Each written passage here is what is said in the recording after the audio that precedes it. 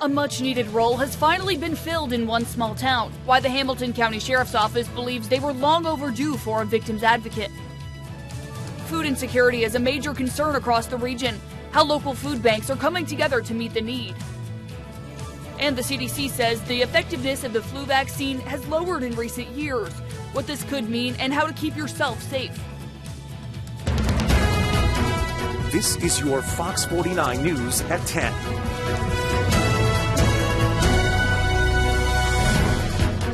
For a second, imagine becoming a victim of a crime and not knowing where to turn or how to deal with anger and confusion that often come with the ordeal. It's a problem some counties address with so-called victim advocates. But not all counties have them, especially in rural areas. Tonight, Fox 49 reporter Nick Carmia shows us a brand new addition to one small North Florida Sheriff's Office that's working to ease the frustration of dealing with the legal system as it works to help secure criminal convictions. This new certification marks a shift in how law enforcement responds to victims, but this level of support isn't the same everywhere across the Panhandle.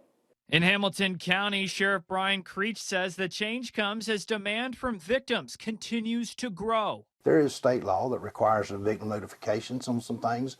That is applied, but we need to start taking care of the victims also. Before this role, that responsibility fell on deputies, handling investigations and victims at the same time. Law enforcement is so geared on solving the crime, capturing the criminal, and it's not necessarily that we forget about the victim.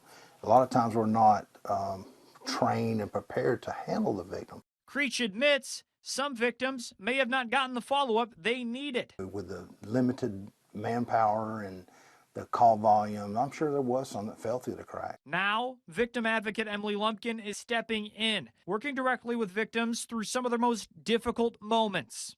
I wanted to be as supportive as possible. I wanted them to have whatever we need to assist that victim during that critical time. Across the Panhandle, that kind of support isn't one size fits all. In Leon and Jefferson counties, victims often work through state attorney programs. In more rural counties like Lafayette, Suwannee, and Taylor, services can depend on regional programs or community organizations, sometimes covering multiple counties at once. That support is being built in-house here in Hamilton County. And when they can trust you, that's when the healing begins. Now, while some agencies like the Sheriff's Department are looking to expand victim services, others are still trying to build them. In Hamilton County, Nick Carmia, your Fox 49 News. Sheriff Creech says calls involving victims of sexual battery and murder cases have already started to come in since launching the department's new victim services last week. One person was injured tonight following a fire at a mobile home.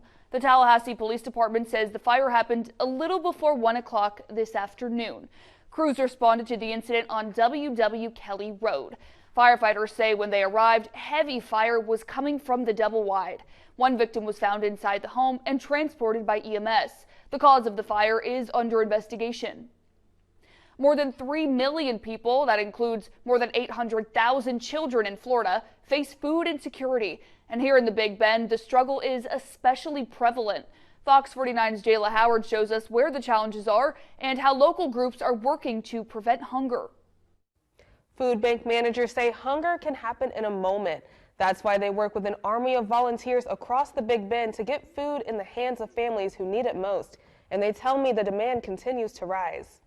Many families have come to rely on school breakfast and lunch programs to provide food for their children. But when school is out, that support gets hard to find. Right now, we're actually sitting in the middle of spring break for many families, and so the free and reduced breakfast and lunch that children typically benefit from are not available this week. Monique Ellsworth of the Second Harvest Food Pantry tells me added pressure, along with the rising cost of food due to inflation, is part of a larger trend. Food banks say the need keeps rising, especially in rural communities. So they might be shopping at smaller grocers where the cost might be a little bit higher rather than larger retail stores, and that's going to limit them from being able to stretch their dollars. They tell me that in this region alone, over 100,000 families currently struggle with deciding where they'll spend limited funds. For many, that means making difficult choices just to get by. Grandparents saying, I'm skipping a meal so that my grandchildren who are with me after school have dinner. Or parents choosing junk food over nutritious food that they can't fit into their budgets. To help the need, groups like Second Harvest step in with volunteers, farmers, and community programs to get food to families. It's almost never enough, but we're here and we're doing as much for our communities as we possibly can. Leaders say the need here in the Big Bend continues to grow, and they continue working every day to meet it. In Tallahassee, Jayla Howard, your Fox 49 News. For more information on how to help or how to find resources, you can visit our website at fox49.tv or fightinghunger.org. Did you get your flu shot this year and still get the flu? Well, you're not alone. New data from the CDC shows this year's flu vaccine was less effective than expected, raising questions as millions of Americans still got sick this season. Fox 49's Courtney Dualaby spoke with a doctor about what that means and why experts say it's still worth it to get the shot. Even as flu season starts to wind down, doctors say they are still seeing cases, even at a time where data shows this year's vaccine doesn't work as well as doctors hoped. According to the CDC, this year's flu vaccine was only about 25 to 30% effective in preventing adults from getting sick. That's one of the lowest rates in recent years. This season's most prevalent strain belonged to a category of the virus called H3N2. It also seemed to spread more easily than usual. Dr. Del Carter, who specializes in family medicine at Tallahassee Memorial Hospital, says flu vaccines change every year based on what scientists expect to see in the coming flu season. He says they usually get it right, but sometimes, including this season, they don't exactly hit the bullseye. Flu virus, it changes every single year, right? So things mutate, they change. That's how the virus continues to stay alive and continue infecting folks. And so every year we have to adjust the flu vaccine to try to account for those changes. Sometimes they're more right than others. So effectiveness will change by year. But he adds that doesn't mean you shouldn't get the flu shot. Even in a year with lower effectiveness, doctors say the flu shot still plays an important role in flu fighting, especially for children, older adults, and those with underlying conditions. You have a decreased rate of contracting the flu if you receive the vaccine, but also much less risk of having severe illness, such as being hospitalized or having breathing complications. So it works on both fronts. Doctors say even this late in the flu season, getting vaccinated can still offer protection. And it's something they still recommend to patients. In Tallahassee, I'm Courtney Dualaby, your Fox 49 News. Doctors say late December was the peak of flu season, but it is slowing down as we near the end of March. Another drug bust in Cairo, this time after a traffic stop. Last night, the Grady County Sheriff's Office says their canine unit pulled over a vehicle they say had a felony amount of marijuana that was packaged for distribution. They also found an unspecified amount of money. The Sheriff's Office wants to remind the community, if you see something, say something. First warning weather. I'll hand it over now to our chief meteorologist, Alan Strum. Now, we've got a little bit of cold weather right now, but is that cold staying with us, or is it going to warm up anytime soon? Yeah, we've got some changes on the way. We're bringing the temperatures up. I mean, we were freezing cold this morning. Right now, temperatures are in the 50s, so just a little crisp out, but not too bad as we check out those numbers. The weather all dry around here. As you look down towards South Florida, a little bit showing, but not much there. So as we take it through tonight and overnight, it's going to be a little chilly. I mean, we've got 30s again, but we're not dropping down all the way to the freezing mark or below. However, even with some mid-30s, I would look out for a bit of frosty weather as we head through the overnight hours. So tomorrow morning, you may notice a little bit of frost. We'll have some clouds, and then we'll get some sun tomorrow. We'll take a look ahead to find out how much warmer it will be over the next several days through the weekend in a full report. Top U.S. intelligence officials are fielding questions tonight from lawmakers about the Iran war, though they say Operation Epic Fury has been effective thus far. The IC assesses the regime in Iran appears to be intact but largely degraded due to attacks on its leadership and military capabilities. Many senators' questions revolving around the White House's claim that Iran posed an imminent threat to the United States. There are doubts Iran was preparing to strike first, that it was even capable of striking the U.S. at any point, or that U.S. strikes could result in a regime change in Tehran. Democrats argue intelligence should have predicted Iran's response of targeting the Strait of Hormuz and U.S. bases in neighboring Arab countries. There's a lot of hedging going on with respect to entirely foreseen consequences of the war. And that strikes me, Madam Director, as what amounts to a historic mistake. Director of National Intelligence Tulsi Gabbard maintains Iran was trying to repair its nuclear infrastructure and refusing to comply with nuclear obligations. The body of a fallen U.S. service member returned home to Florida today. 35-year-old Army Captain Cody Cork's flag-draped casket arrived at the Lakeland Linder International Airport. His body was then escorted to a funeral home in Polk County. Cork was one of 6 soldiers killed in Kuwait earlier this month. His friends and family called him a superhero and a true commander. A veteran astronaut reveals what's going on with NASA's space program, what he tells us about the current Artemis mission and how Florida's future could be impacted. Coming up.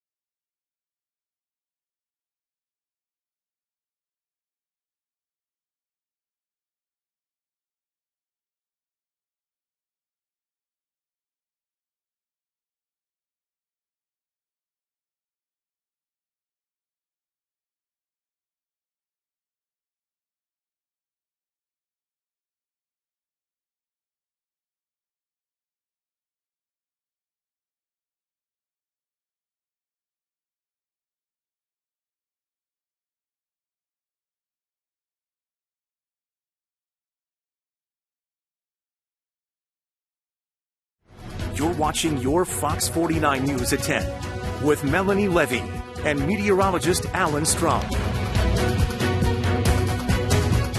He's a former FSU student, astronaut, and now a NASA space legend, sharing with Fox 49 his role in growing the space program and what he sees in the future. Captain Winston Scott flew on 2 space shuttle missions and made 3 spacewalks. Pretty impressive. Tonight, this former Tallahassean looks back at his contributions and he shares what's to come and how we can see it for ourselves. Fox 49's James Hill sat down with astronaut Winston Scott this afternoon, and James is live in the newsroom with a look at the future of the space program. James, he has some new information tonight on the upcoming Artemis mission. That's right. Hi, Melanie. Yes, he does. After graduating from Florida State University, Winston Scott flew helicopters in the Navy. Then he joined NASA and went to space. Nowadays, he's telling people the space program's future looks very bright.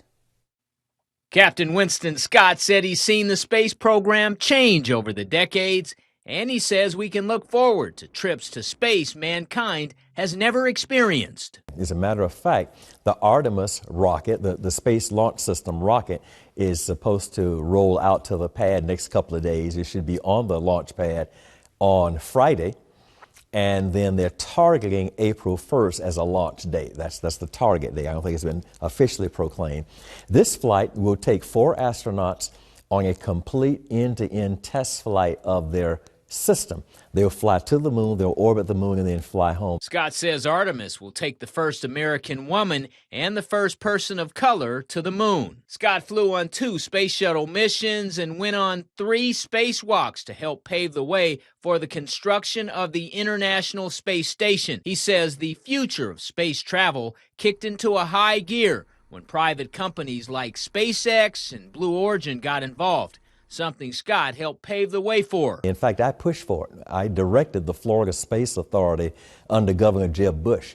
And in those days, 20-something years ago, my colleagues and I were pushing for Kennedy Space Center to open up its facilities to commercial companies like SpaceX and Sierra and just Bezos and those. It takes private industry, it takes business people with a financial viewpoint to make it cost effective, and that's exactly what's happening. He says that opens up opportunities for Floridians from Tallahassee to the Space Coast to find jobs in the growing space program. He also says it's a business we can see close up for ourselves. The visitor complex is resident there at the Space Center. It's open 363 days a year.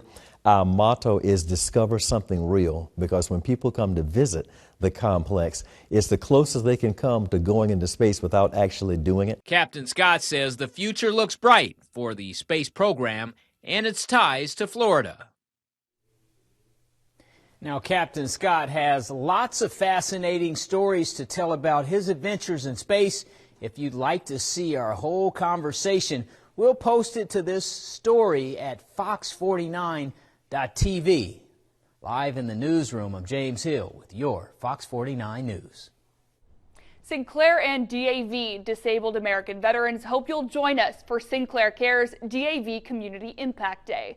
We're saying thank you for your service to American veterans through action. Scan the QR code on your screen to learn about volunteer opportunities or how to make a donation. Sinclair is kickstarting the campaign with a $25,000 donation to DAV.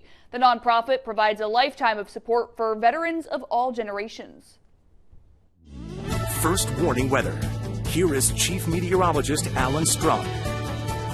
Check out the extremes this morning. Dropped down to 30 degrees. It was freezing cold and a cool day with a high of only 61 when normally we'd be up around 75. We're going to turn all that around, take the temperatures up, and we'll end up being warmer than normal. Right now, temperatures are running mainly between 50 and 55 and will continue to cool down throughout the overnight hours. Not quite to freezing, but some frosty weather certainly possible. We've seen a little bit of cloud cover scoot through the skies here late tonight, but no rain headed this way. Little bit, not much, down towards South Florida. And then the blue on the map up toward the northeast, that is some snow where they've still got some cold weather. Here's Futurecast telling a story of really mainly sunny skies tomorrow, so it looks pretty clear in the skies around the area here as we take it through tomorrow afternoon, and then jumping ahead into the weekend also looks mainly clear. So we've got a lot of sunshine, and we're just back in a very dry weather pattern, and we're going to hold on to that heading into next week. So here we go with our overnight low temperatures. So we're still at or above 50 a little bit right now, but we're going to watch as these temperatures continue to fall throughout the overnight hours. So falling down into the mid 30s, so above freezing, but it could be frosty out there for your area, so look out for that first thing tomorrow morning. And then during the day tomorrow, just beautiful. I mean, a little bit of morning cloud cover will be possible, but as we head through most of the day, it's just going to be plain sunny or mostly sunny. We'll hit a high of about 70 degrees, so that's going to be quite pleasant around here. Now, it just continues to warm, so Friday we're well up into the 70s, and then Saturday and Sunday we're going to mark it at 80 or even a bit above there, especially getting into Sunday. But look at this, no chance for any rain anytime soon. You know, as we take it all the way through the middle of next week, still really no chance for rain, so we continue to see this very dry weather pattern around the area. The Werner Kia Tallahassee 500 is back, and it is bigger than ever. Rebate discounts up to $15,000. Rates as low as 0%. No payments for up to 6 months. Werner Kia is the #1 volume Kia dealer in Tallahassee year after year. The all-new Telluride and K4 hatchbacks are here. Reserve your test drive today. Nobody beats a Werner Kia deal. Nobody. It's Werner Kia Tallahassee 500. Visit us at wernerkia.com. Stay connected with us wherever you are. Head to fox49.tv for the latest local news, breaking updates, and stories that matter to you. And we want you to join the conversation on our Facebook page. Just search Fox Tallahassee. Like, follow, and engage with us every day, no matter where you are. Electric line workers showed off their skills in an annual competition, the challenges they went through, and how Tallahassee measured up.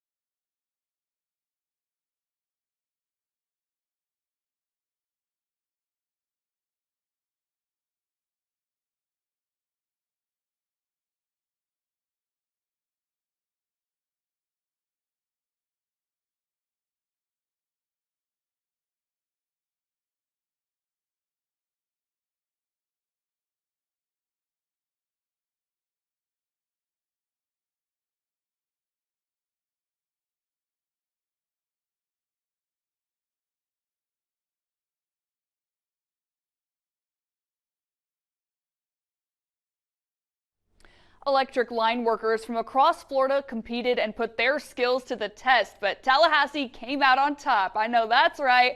The 25th annual Florida Lineman Competition took place last weekend, and line workers' skills were tested in high-pressure, real-world challenges. Crew and individuals went head-to-head in tasks like replacing equipment, transferring lines, and even performing a rescue simulation. And it was a big win for Tally, as 3 locals took home the overall journeyman team title, while another local, Dalton Gowdy, went home with the overall apprentice award. More than 150 line workers competed, marking a major milestone event showcasing the best in the industry. Good job, y'all. Turning back now to statewide news, take a look at this video coming from the Osceola County Sheriff's Office. A deputy responded to a call about a 6.5-foot alligator that was spotted outside an elementary school. The deputy wrangled the trespasser, who did put up a good fight, but the deputy prevailed and snapped a selfie with the gator before relocating it to a more suitable environment. We'll be right back. Stick with us.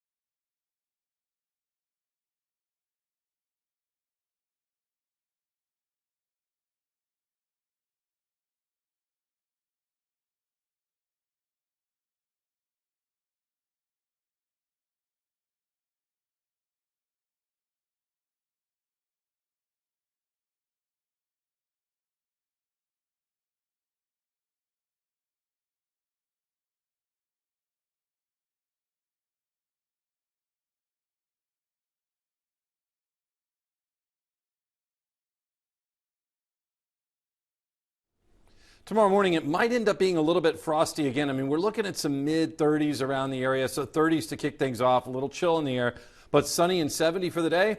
Gotta love it. I mean, are we going on a picnic or? Sure. I'll bring the PB&J. All right. 80 by this weekend. I love it. Yeah. Even better. Thank you for joining us. Please come back and join us tomorrow night on Fox 49 News at 10.